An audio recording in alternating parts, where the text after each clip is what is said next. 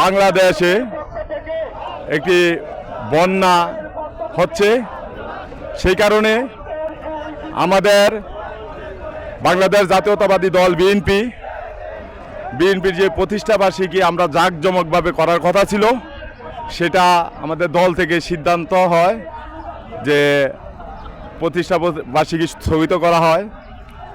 আমাদের আজকের বার্তা হলো যে আমাদের বাংলাদেশ জাতীয়তাবাদী দল বিএনপি এবং অঙ্গ ও সহযোগী সংগঠনের সকল নেতাকর্মীবৃন্দ, আমাদের বিএনপির ভারপ্রাপ্ত চেয়ারম্যান জনাব তারেক রহমান এবং ঢাকা মহানগর উত্তর বিএনপির সংগ্রামী সদস্য সচিব, ঢাকা 16 আসনের অভিভাবক, তারা আমাদেরকে একটাই নির্দেশনা দিয়েছেন যে আপনারা সকলে বানবাসীর পাশে দাঁড়ান এবং তাদেরকে সহযোগিতা করেন। আমরা চাচ্ছি, আমরা সেইভাবে আমরা বিএনপি চাই যে আমরা যেন আওয়ামী লীগের মতো কোনো কাজকর্ম না করি। আমরা শান্তিপ্রিয় একটা দল, আমরা শান্তির মতে আমরা কাজ করে যাচ্ছি। এবং কিছু আপনারা জানেন, কিছু হাইব্রিড বিএনপি এরা আমাদের সাথে কিছু লোকের সাথে মিশে এসে কিছু বিশৃঙ্খলা কাজ করছে, সেটা আমরা তদন্ত করে আমরা বাইর করে এবং আমাদের যদি দলের লোক হয় তাদেরকে আমরা সাংগঠনিক ব্যবস্থা নেব এবং আমাদের দল সাংগঠনিক ব্যবস্থা নিচ্ছে। তবে আমাদের বিএনপির কোনো লোকজন কোনো বিশৃঙ্খলা সৃষ্টি করে না, সেটা আমি আমার দৃষ্টিতে আমি দেখে আসছি। আপনারা দেখছেন যে লক্ষ লক্ষ জনগণ, হাজার হাজার মানুষ এই জিয়াউর রহমানের মাজারে এসেছেন।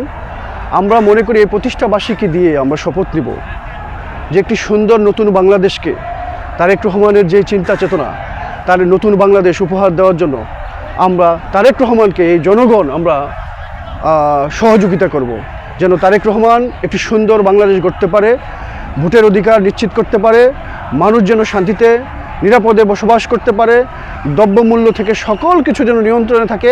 একটি সুন্দর বাংলাদেশ উপহার দেওয়ার জন্য তারেক রহমানের যে ইচ্ছা, যে চেষ্টা, যে চিন্তা চেতনা, এটাকে আমরা সাধুবাদ জানাচ্ছি।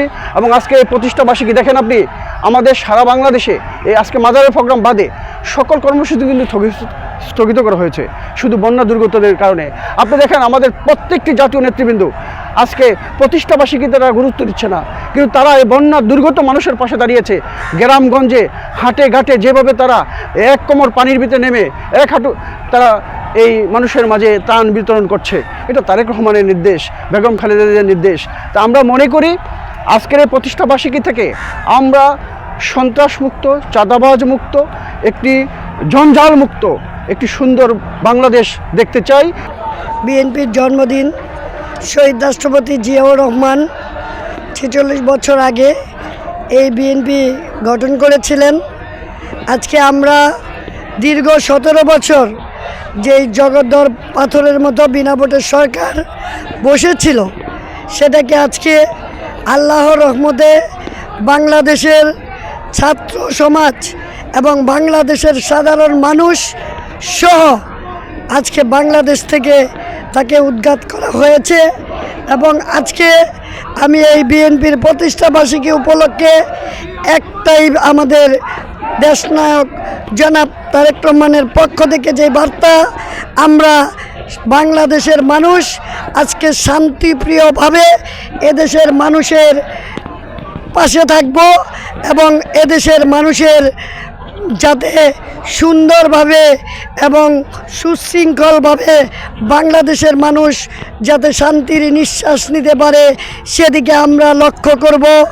আমাদের নেতা জনাব তারেক রহমানকে বাংলাদেশে ফিরিয়ে আনব এবং ভোটের মাধ্যমে বাংলাদেশে অচিরেই আমরা নির্বাচন দিয়ে বাংলাদেশে দেশনেত্রী বেগম খালেদা জিয়াকে একদম আজকে জানেন মুক্ত হয়েছে, উনি চিকিৎসা করে ইনশাল্লাহ দেশে ফিরবেন এবং আমাদের নেতা জনাব তারেক রহমানকে আমরা আগামী দিনের প্রধানমন্ত্রী বানাবো।